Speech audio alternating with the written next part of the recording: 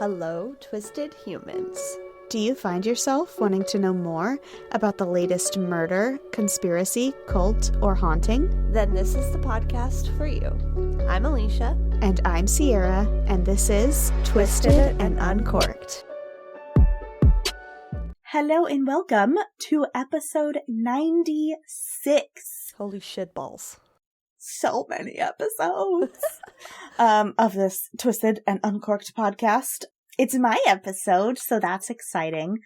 Last time I had an episode, I couldn't decide if it was Murderless or Disappeared or Unsolved. I think we landed on Murderless. Yes, you did. This one is my Unsolved. So we are going to have some fun with theories today. Hell yeah. But first, do you have a fun fact? So my fun fact today is about sangria.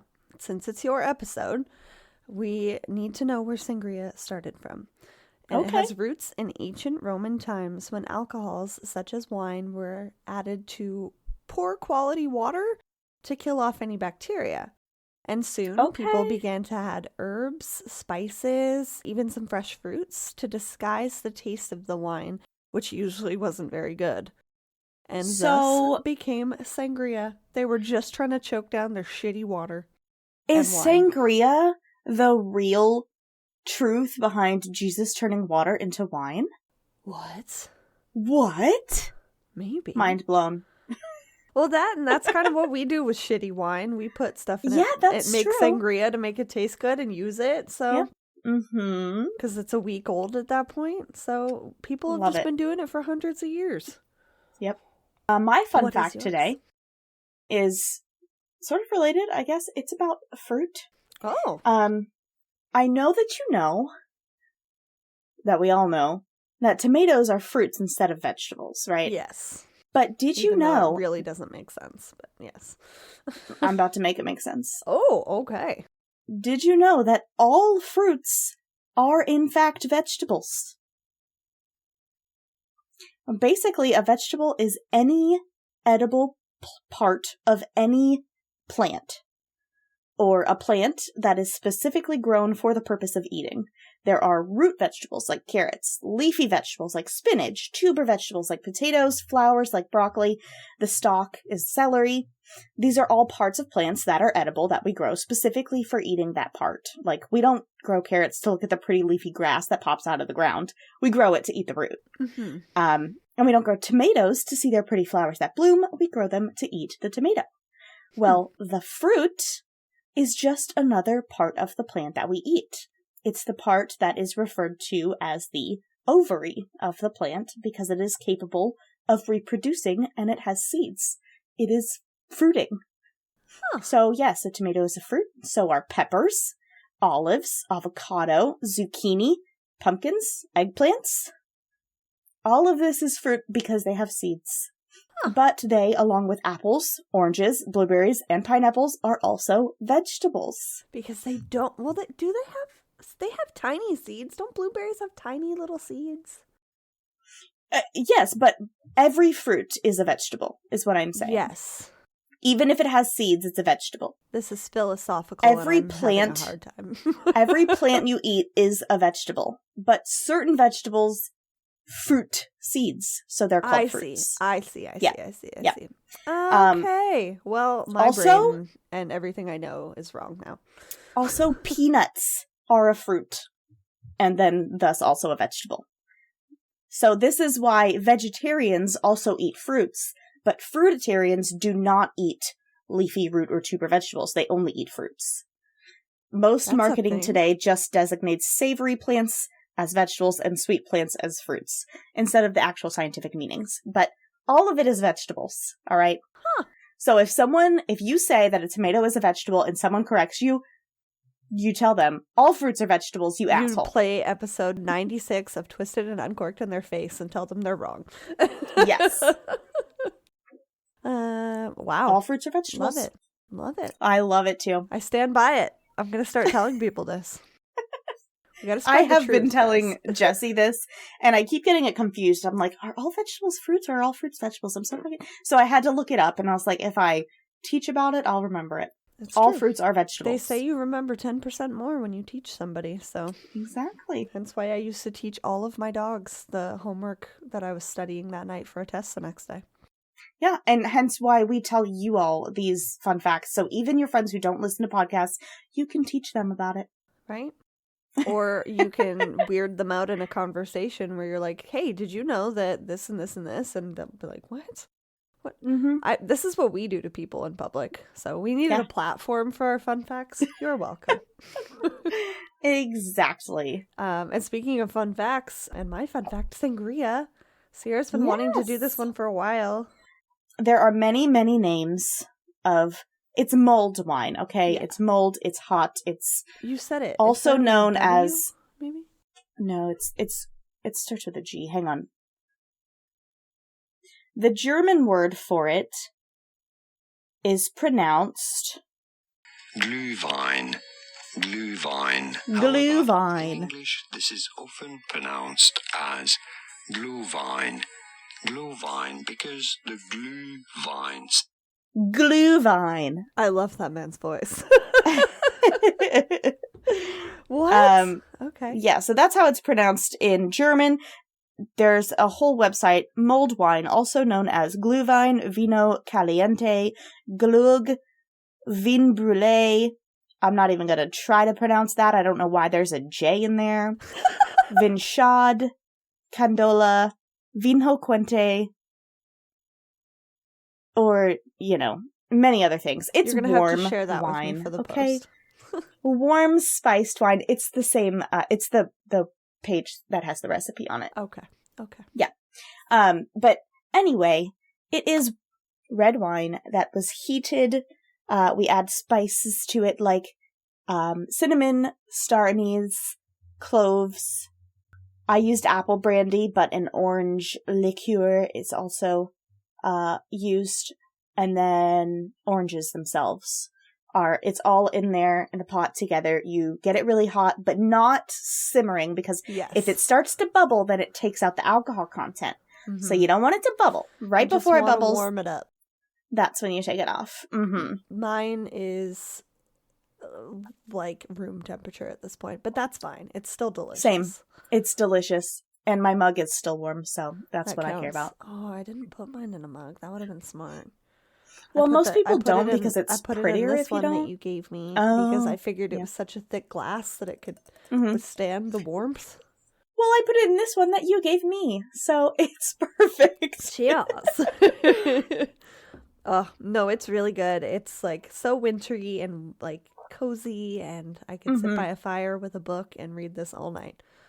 Yeah, and it made the house smell so good. Oh my gosh. And we understand that it is very similar to our last sangria, but I just want to point out that we said if we switch out the wine, it's a different sangria. And like Sierra said, we're not simmering it, we're just warming it. So yeah. Yeah, they are very similar, but, there's only so many warm things you can do with wine, so true. Deal with it. And we're cold, so exactly. Stay warm with us. Also, I live for red wine and cinnamon. I don't know what it is, but I just love the combination. That's so the much. Smell. The aroma in the house is red wine and cinnamon, and I'm like, we God, need to it's make beautiful. that into a candle. I'm saying please, because I don't want somebody to steal that idea. It's ours. I'm sure it's already taken. No. I'm going to look it up after this episode. Right. Who made the first red wine cinnamon candle? Yeah, it's probably called Glühwein. Hey, that's a brilliant name. Because people that don't know what that means will be like, ooh, it's exotic. It's pretty. This candle smells so nice. We need to buy it. So nice. Brilliant. So what would you rate it? I'm definitely going to give it a 10. Yeah? I'm throwing 10s around lately like it's going out of style. I know, both of us. I'm going to do a 9.5 for this one, only because I think I could have made it better if I used the orange liqueur instead of the apple brandy that I had I was stock. just thinking that the apple brandy sounded good, and I used orange brandy. It definitely does. It's good, but it's really close to, apple cidery. Yeah. So I would like to know what it tastes like with the orange. Yeah, fair enough. That's my only 10 out of 10 would recommend, guys. Would recommend. If you try any of these sangrias, let us know. We want to know what you think. Yes, do that. And now for the episode. But first, a quick little break to hear a promo from our best friend, Nick and Mel, at the Danish podcast.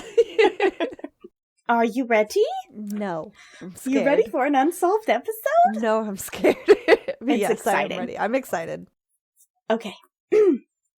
Now that you have been here to the land of the peanut, I wanted to tell you a case. I'm like, how can you assume that everyone's been to the land of the peanut? Nope. You. I wanted to tell you about a case that happened right here in southeast Alabama back in 1999 when 2 teens from Dothan, Alabama turned up dead. Is this the one we and were their talking families, about when I was with you? Yeah. Okay. Yeah. Okay. And their families, 23 years later, have yet to see justice. Oh. Well, hopefully we can be the voices that get it there. Doubtful. You'll hear why.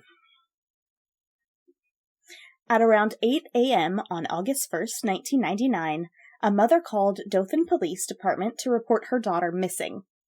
She had last spoken to her daughter, Tracie Hawlett, the night before at 11:30 p.m. from a payphone when she called to let her know that she and her friend J.B. Beasley were on their way home from Ozark, Alabama, about 25 miles from Dothan.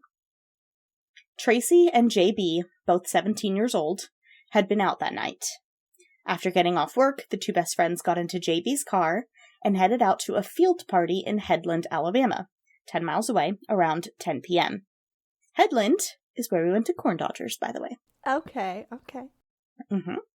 Their classmates were hosting a bonfire outdoor party out in the field somewhere and invited the girls.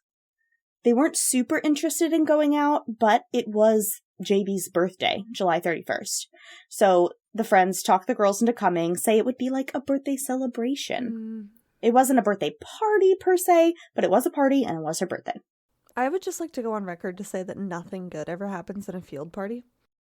I kept thinking, am I saying this right? Is it called a fucking field party? And I literally said out loud like 3 times while I was typing this, field party. Field party. Like, is there something else? Is there something else that's when called? You're not of legal drinking age and everybody congregates into a field. Jesse was like, what are you talking about, a field party? A bush like, party, field party. And he's like, yeah, I've been to millions of field parties. Of course, it's like, okay, that's all I needed to know. Yeah, I think every town kind of calls them something different, but nothing good ever happens. We've told so many true crime stories that start this way. Nothing good ever happens at a field party, guys.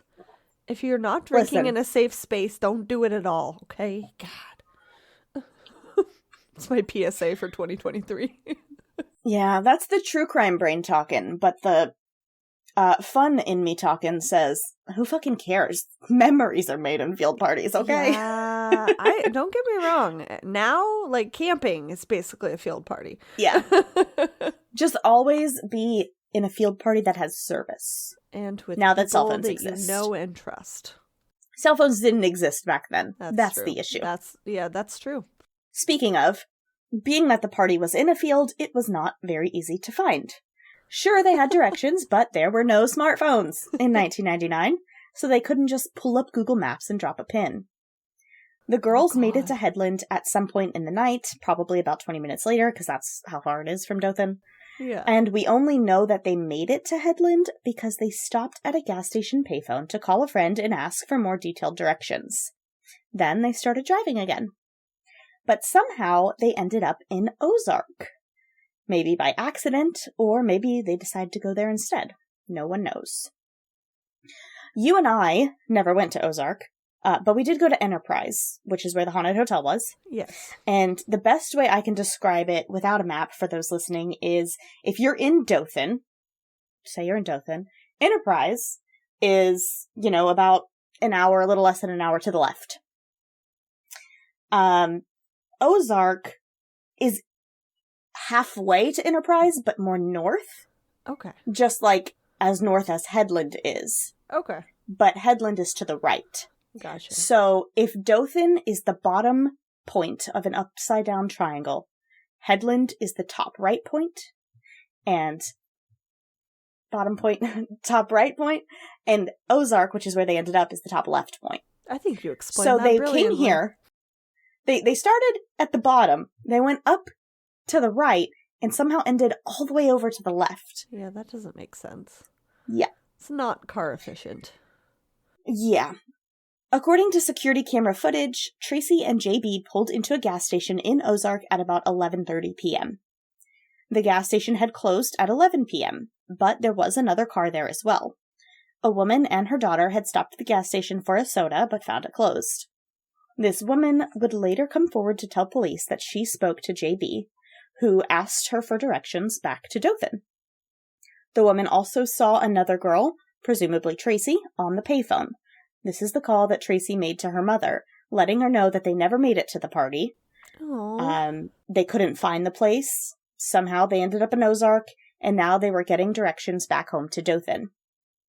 The reason she called her mom is because 11:30 was actually her curfew, and she was letting her mom know that, yes, she was past curfew, but it wasn't her fault, and they were on their way home now. Aw, what a Tracie's responsible mom, kid. Right? Tracie's mom trusted that they would be home soon, and she went to bed. No. The woman who talked to the girls told police that nothing seemed amiss. The girls were not in any distress. JB was very outgoing but polite. They were cleanly dressed. The car was clean.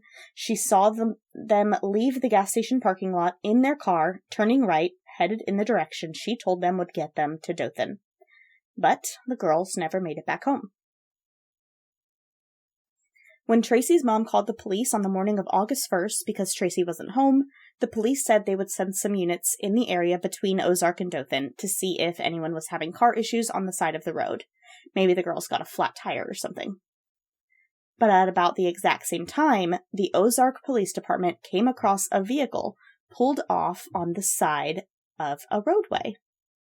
It was a black 1993 Mazda, JB's car. But the girls were not in it. No. The scene did not seem to alarm police, but they described it as this. No girls in the car. The car was very muddy. JB's driver's license was on the dashboard. The driver's side window was mostly rolled down. The gas tank was empty. The girls' purses were still in the front seat with money in them, and there was no sign of forced entry. Like I said, police did not seem alarmed, but I want to know, what are your immediate thoughts of this scene? I hate it. Somebody had to have coaxed it's a them little out of alarming. the car. Yeah. In my opinion. As soon as you said, and quote, this is a scene, but nothing alarming. No, this is fucking alarming. Because you said the car gas tank was empty. If they had run out of gas, they would have needed money to walk with them to go and get jerry cans. So that's not what happened. So, and I don't know if you're going to get to this, but if like the car was tampered with at all so that they would purposefully lose gas so that they would be forced to pull over, and whoever coaxed them out was like, hey, I can help you out. Like, don't worry about your stuff. Like, we'll go get you some gas and we'll be right back here. And we'll leave all this here in case anyone finds it. So they, they know who the car belongs to. That's a possibility I hadn't even thought of. I love that. That's my theory. I love it. Right I love it. Okay. So to me, just off of the scene alone, the driver's license on the dash and the driver's side window down sounds like a cop pulled them over, right? Yeah. You need your driver's license. When a cop pulls you over, you roll your window down to talk to them. That was my other thought too. Fake, like somebody impersonating an officer. But then an empty gas tank and no girls sounds like they ran out of gas, maybe left on foot, or with another driver. But then why would they leave their purses and money if they needed to get gas? Just like you said. So those were my thoughts. Well, we're pretty sure they didn't leave to get gas, or not, because they simply ran out. Their parents were 100% sure that the car had just been filled with gas the day before they headed out to the party. For the tank to have been empty, they would have had to drive for 8 hours straight to use it up, which was like not you said, very possible. Enterprise is only like an hour-ish away, so they would have max drove like 3 hours. Right, exactly. It's not possible for the time frame. So maybe the gas was siphoned, was my thought, but also gas tank could be tampered with. Who knows why, though? To add a little context, somebody saw them stop to get sodas at that store or whatever, and directions. Oh, I don't like it. So to add a little context to this location where the vehicle was found, it was a residential area. Okay. But there aren't really many houses on the small road. It was mostly land that was woodsy, like a road that's behind people's houses. So a lot of backyards back up to this road. Okay. Also, it's a pretty short road. The gas station that they stopped at used to be called a Big and Little Store. Now it's called an Inland, and it's on Broad Street. And Okay. I have a map for you to see. That's what I was thinking you were going to show me. Guys, go check out our YouTube channel or our social media for these photos or our website. Okay, thanks. I'm also going to describe it, but you want to see this. All right, can you see? Oh, absolutely. Not yet. Still loading. There we go. Okay. Okay. So, Ooh. What is a Dairy King? I don't know. Is it like Dairy Queen? I don't know, because we have a Dairy king? Queen. I don't know what the fuck. I don't know. Ignore all of these weird places. So, I was just curious, guys. I'm not from the U.S. The gas station is right here. Okay. It's on this corner, and it's on this side of the street. So, like, next to a high over school here. And a couple restaurants and a gas station. Okay. The woman who gave them directions said that she told them to turn right, and they did. If they would have turned right out of this parking lot, they would have gone down this street to here, which is Highway 231. Yeah. Highway 231 takes you directly to Dothan, Alabama. So all you have to do is take this road to this road, and straight shot, you're there. Okay. Where their vehicle was found was on this road, Herring Avenue. What the fuck? So it was only 1 mile from the gas station, but it was to the left. So again, this is the opposite way of the woman would have said. They would have had to turn left out of here, down this road, and this road, and this road to get to this road. Yeah. Like, it just doesn't make sense. Yeah. I don't like it. Yeah. The main reason that I bring up this is because later on, one of the theories is that someone else drove their car to that location after the girls were killed. But even that is weird to me because their purses are still right there in the front seat. Mm-hmm. Why would someone kill them and then drive their car but leave their purses in the front seat? Yeah. It's just so strange. No, I still think that they left the car. I just don't understand why. That's like driving activity that maybe you're trying to lose somebody that's tailing you. Maybe. I'm not going to lie. Or true crime brain. Do they know somebody over there? Oh, maybe. Like, yeah. I don't know. We don't know why they were actually in Ozark. I go, someone's trying to follow me and I need to lose. Yeah. I've done that before. So that's what made me think of that. I was like, this car is following me way too closely and way too specifically, and his signal's going on as soon as my signal goes on, and I got all creeped out. So I was like, I'm going to go in all these different directions. No one will go down this road. Let's see if they follow. You're not going to know where I live. Yeah. Meanwhile, Kevin's like, it's been an hour. Where are you? So another thing to note is that there was one other vehicle in the parking lot of the gas station when the girls were there. Okay. And when they talked to that woman who came forward. Okay. It was a white pickup truck, but according to police, they couldn't tell the make or the model or the license plate or who was driving. And if the police knew which direction it came from or which way it eventually went, they never made it public. Okay. So we just don't know anything about this truck. So just a white They did say, right. They did say that the owner of that vehicle would be a person of interest if they knew who it was. So anyway, back to the scene. Again, police don't find the scene suspicious. The girls are continued to be looked for. Hours go by, 6 hours to be exact, and they decide to have the vehicle towed. But a vehicle is not allowed to be towed until all its contents are documented, because the tow truck company doesn't want to be responsible for anything stolen from the vehicle. And someone is like, hey, did we search the whole car? What's in the trunk? Police are like, oh, well, we never found the keys, so we can't get into the trunk. And someone's like, yeah, but did you, push the little trunk lever on the inside of the car? Because the windows Again, the windows are fucking rolled down. Yeah. And, police are like, no, we didn't know we could do that. Okay, all of these so then finally, just from not suspicious, this scene. But anyway. Yeah.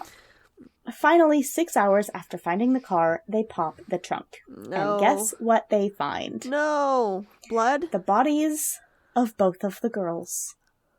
Ugh. Why did I think this has disappeared in my head? I was like, you're not going to find the bodies. Oh, man.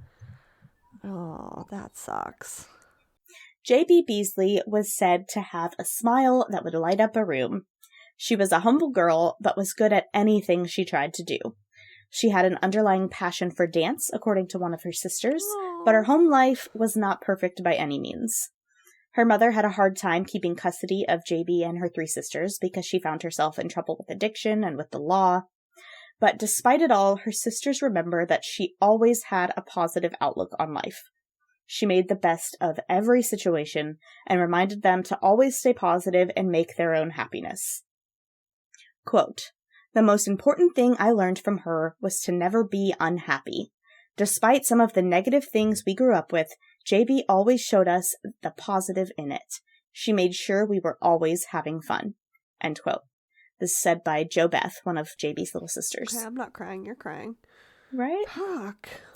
In the trunk of that car, JB was found having been shot in the cheek. Her clothing was noticeably dirty, her pants wet from the knees down, and her shoes muddy. Tracie Hawlett grew up a lot differently than JB. There were no apparent struggles in her life. Not with her family, not with anyone. She was a quote-unquote good girl, having never been late for curfew and telling her mom seemingly everything that was going on in her life. Calling her mother at 11:30 p.m. when it was her curfew was not surprising at all to her mother, and her mother trusted her completely that the story was 100% true. Aww. Not to say that she didn't keep things from her family, but if she did, her mother had no reason to suspect it. Yeah. Tracie Hawlett was found in the trunk of the car with JB. Tracie had a single gunshot wound to her temple and was placed in the vehicle with a 9mm gun shell casing lying on her leg. Ew. She had a scratch on her arm, briars sticking to her pants legs, and she too was wet from the knees down with muddy shoes that had been purchased just a week prior. What is sticking to her pants legs? Briars. So it's like the little pokey things that get stuck to you from plants. Oh, yeah. You know, like yeah. stickers. Yeah. Yeah. Oh, yeah, that you taught me that as well. Yeah. Yeah. They're not ideal, guys. Definitely not. And so on top of that, the back of the vehicle was also very muddy. Mm-hmm. Autopsies were done and showed that neither girl had drugs or alcohol in their systems, and a rape kit was done to prove neither girl had been raped. Okay. However, Sorry, 2 were they months clothed? later... You said their jeans Yes. were muddy, so yeah, okay. Yes. However, 2 months later, the crime lab would report that traces of semen were found on JB's bra, panties, and skin.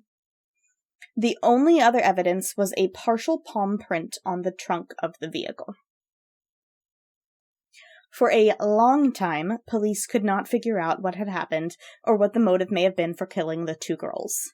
The best they could surmise was that the girls were met by a man who may have had them perform sexual acts, though not traditional vaginal rape, and then forced them into an executional-style position on their knees, which is why they'd been wet from the knees to their ankles, before shooting them in the head. That was the police's theory. Requests for information and a reward were set pretty quickly, and with that, a story unfolded. A man named Johnny William Barentine came forward to claim the reward. According to Johnny, his friends, and his wife, his story was this. On July 31st, 1999, around 11:30 p.m., 28-year-old Johnny told his wife he was leaving the home to go buy some milk for his 2-year-old son. He didn't return home until 1 a.m. Methinks that Johnny had something to do with this. And his wife remembers him having been visibly upset when he returned. He said that while he was out, his vehicle had been hit by a black truck with Dothan tags, somewhere on Herring Avenue, the same street where JB's vehicle was found. I don't know if you remember this, but JB's vehicle is black. It is not a truck, but it is a black vehicle. She was from Dothan. Yeah. After hearing of the girls' murders and telling some friends that same night that someone had hit his vehicle, he was encouraged to go to the police with this story. Johnny went to the police exactly 1 month after the girls were found, on September 1st, and in an interview room, he told different versions of this story. Oh, he for sure had something to do with it. Okay. In the most told version, he said that he drove a tattooed man to the spot where the girls were stopped. The man got out and talked to the girls. One tried to run. The other was combative.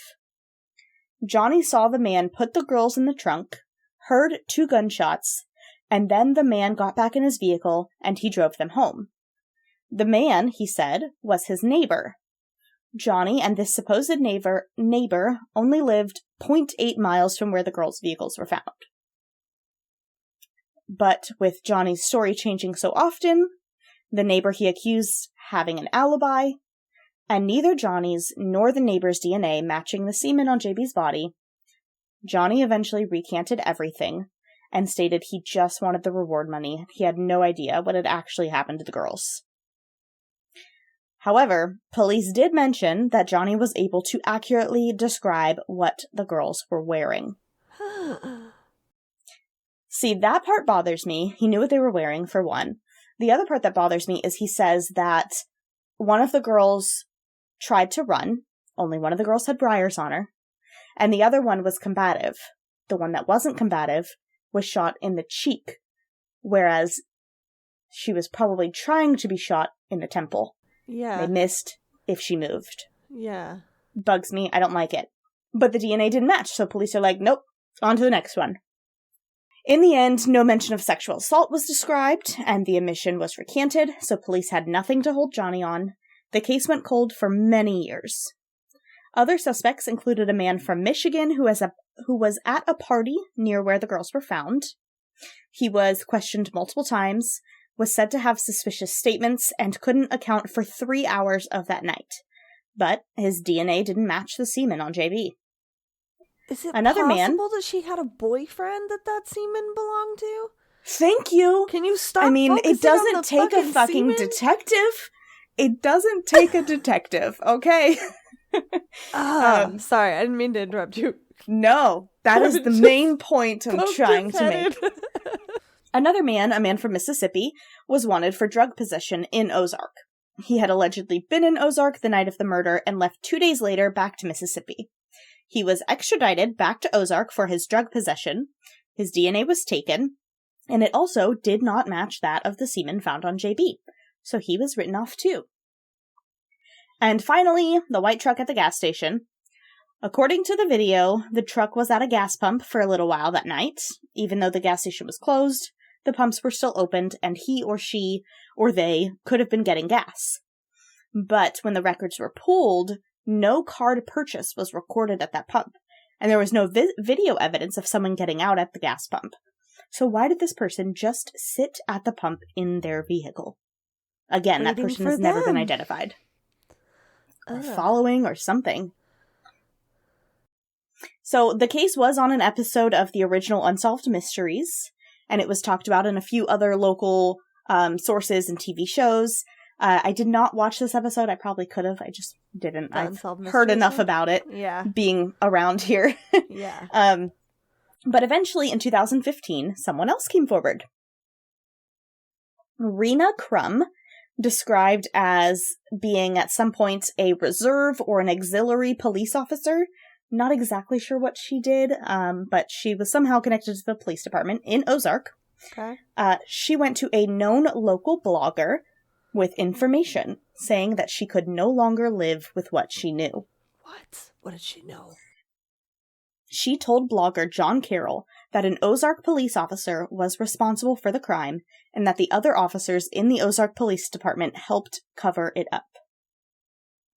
Allegedly, and according to blogger John Carroll in 2015, J.B. Beasley and Tracie Hawlett, being J.B.'s close friend, had evidence to a crime that the Ozark police officer had committed. It's hard to find the information now because it was all shut down. I'll explain in a minute. But the rumor is that the police department was part of a cocaine distribution crime, or possibly part of planting drugs on traffic violation suspects, mostly black suspects pulled over for other driving offenses, and then police planting drugs on them and arresting them. Rena said that the girls were in possession of audio tapes of officers admitting to these crimes. Rumors say that JB may have had some sort of romantic relationship with one of the police officers, and that's how she first got in possession of the tapes. Okay. But then, according to Rena, when police found out that the girls were going to come forward with this information, particularly in a trial that was set for the week after their murders, The police had to act quickly to stop them from talking.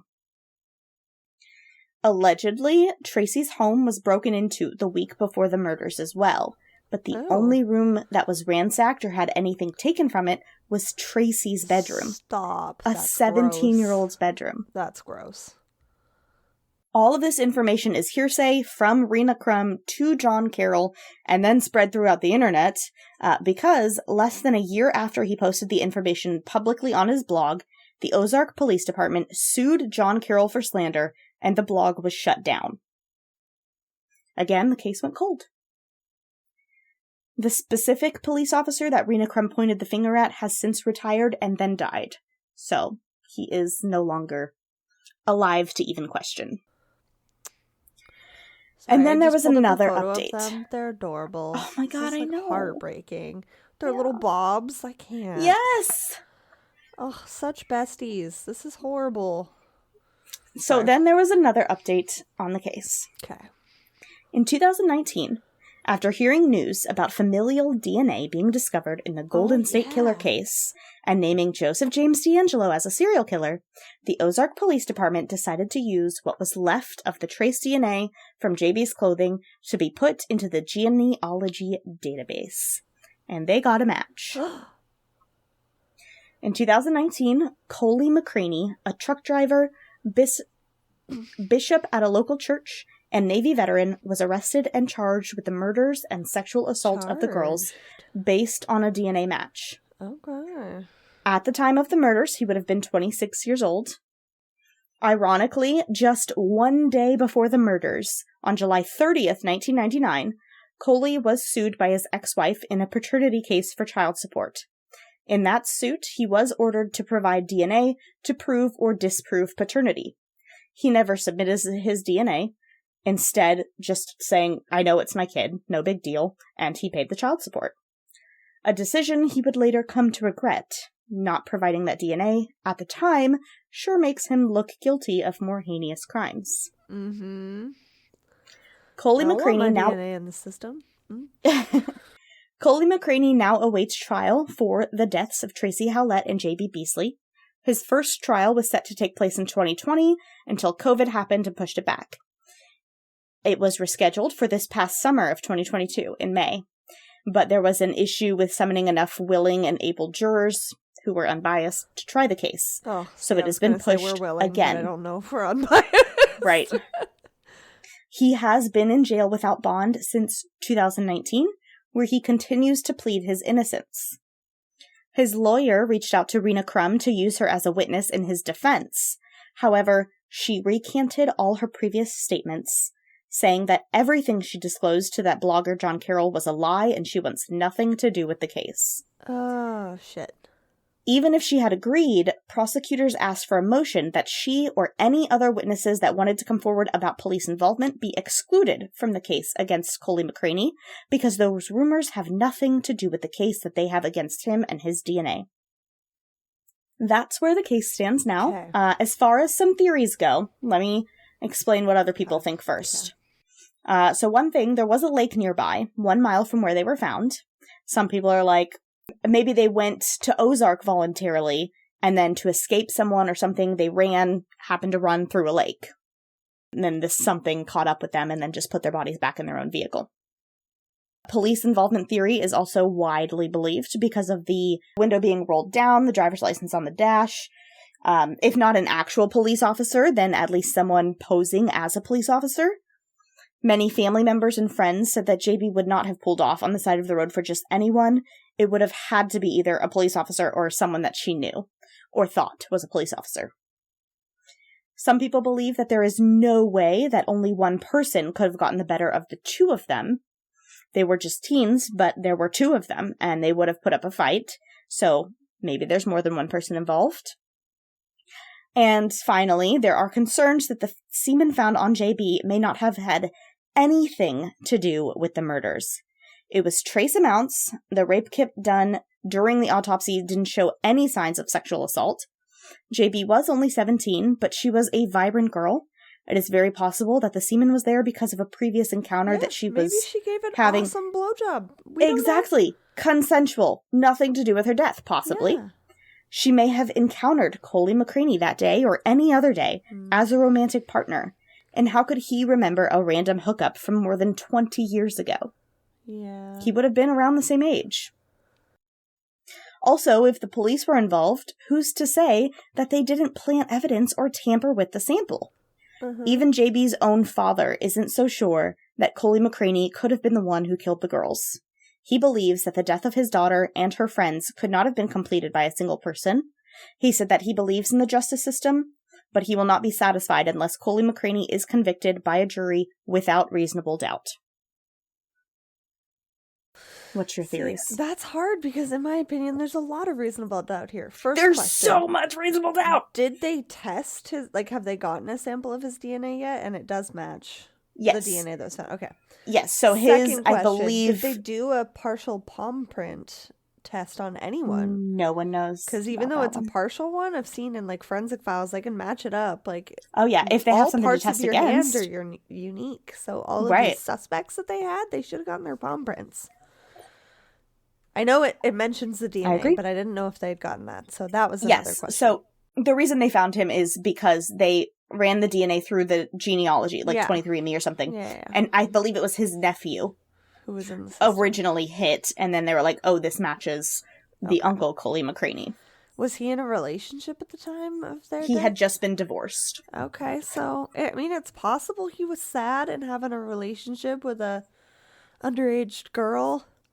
Yeah, and, I mean, as awful as it is... Consensually, it's quite possible. As awful as it is to us now, it's 1999. 17, I guarantee she was, sorry, JB and her family. She was probably drinking. They probably met up at a bar somewhere, you know? Yeah. Or a field He doesn't know party. how old she is. Exactly. Right? A field party? Yeah, so...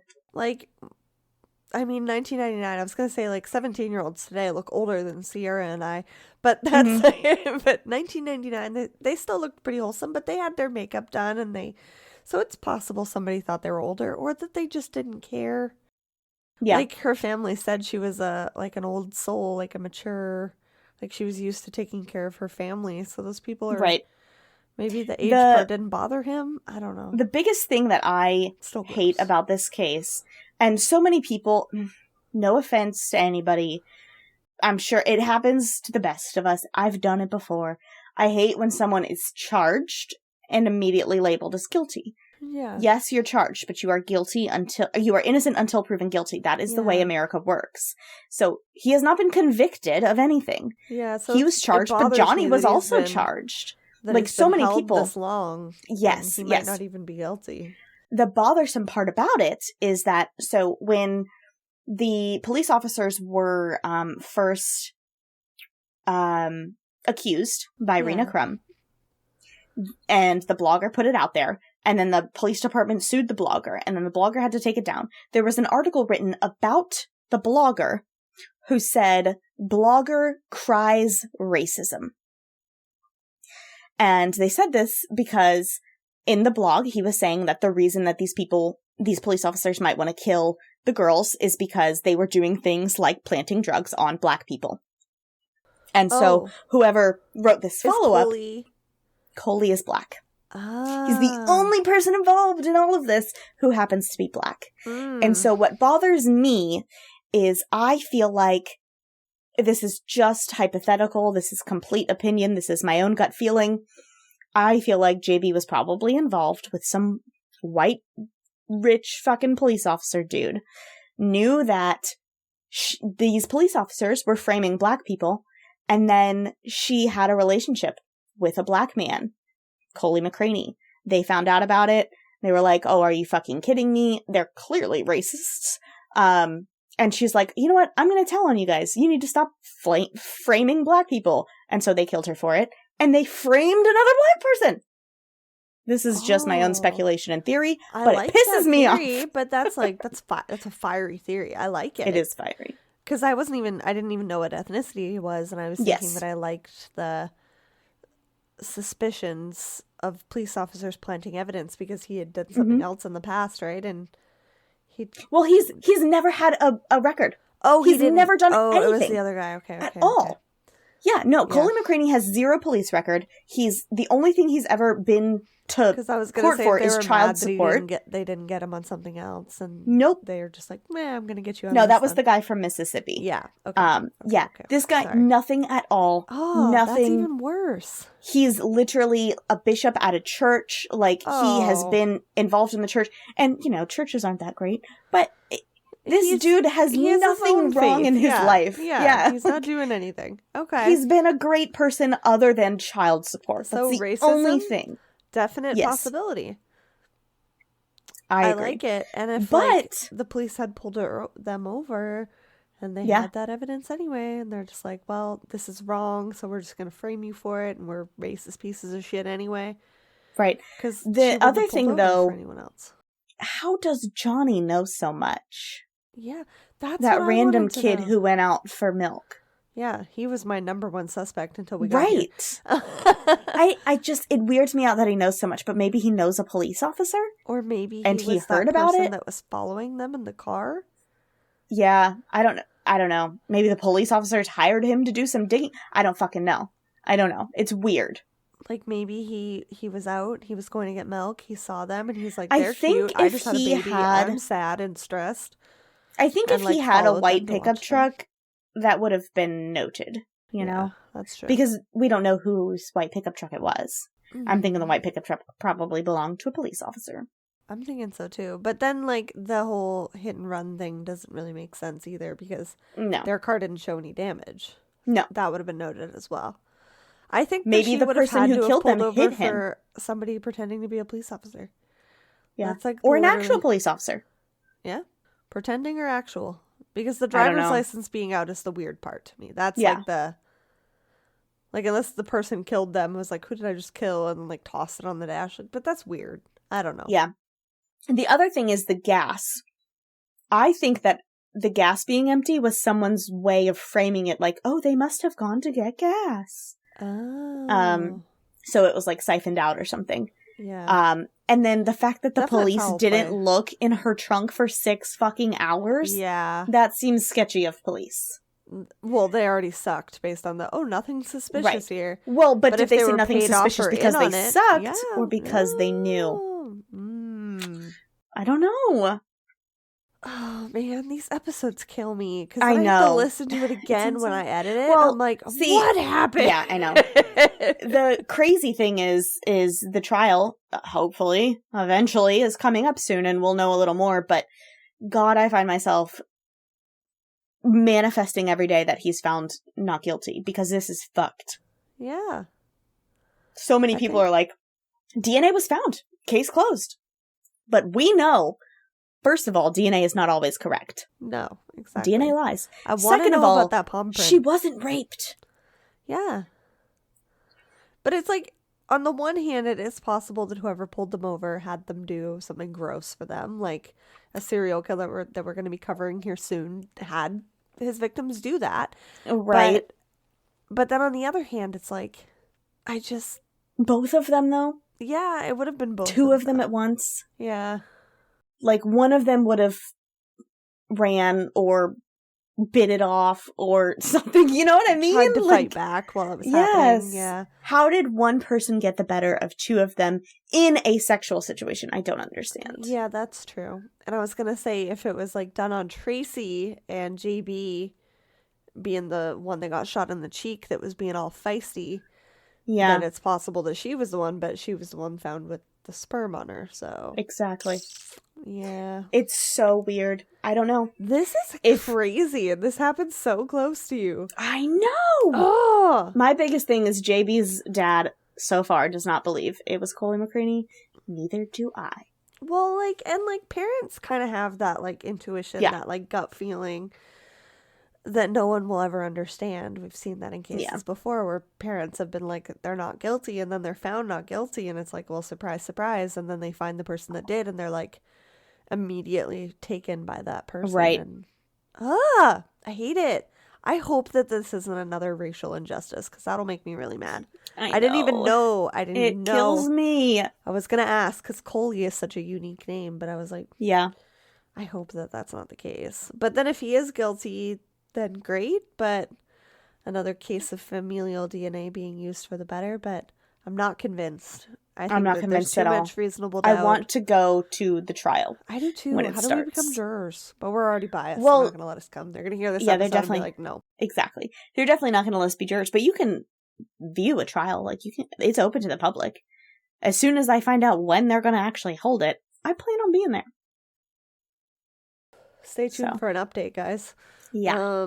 Holy shit. Oh, this is so crazy. Now I understand what you meant by we might not be the voices to solve it because of what's happening right now. Oh, sneaky, sneaky. Guys, help us. Let us know your theories. Yep. Because this is wild. This one's going to keep me up. All right. Today is January 18th. I think. Let me double check. No, it's not. Damn it! That's a Wednesday. Okay. You know what? This is what I'm going to do. Okay, so today is January 17th. And on this day, I couldn't find anything interesting that happened. But on tomorrow, January 18th, okay, I did find something interesting. And that is that on January 18th in 1644, okay, quote-unquote pilgrims in Boston reported America's first UFO sighting. Oh, shit. Right? As America, anyway, because you know the Native Americans fucking knew about aliens. Oh, but first, 100%. The first American UFO sighting when it was cool, America. Though. Very interesting. What are they up to? What are they up to? We'll never know.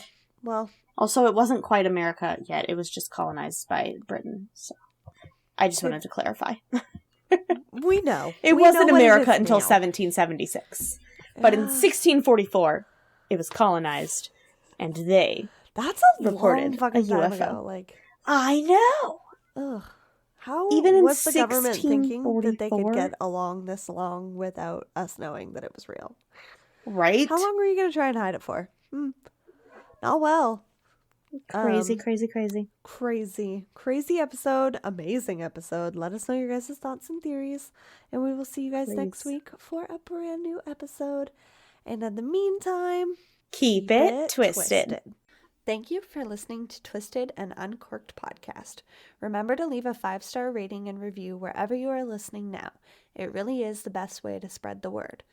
You can also check out all of our sources and materials, as well as photos for the episode, on our website at twistedanduncorked.com. And you can follow us on social media at Twisted and Uncorked or Twisted_pod on Twitter. Thank you so much for all of your love and support, and we will see you next Tuesday for a brand new episode. Cheers!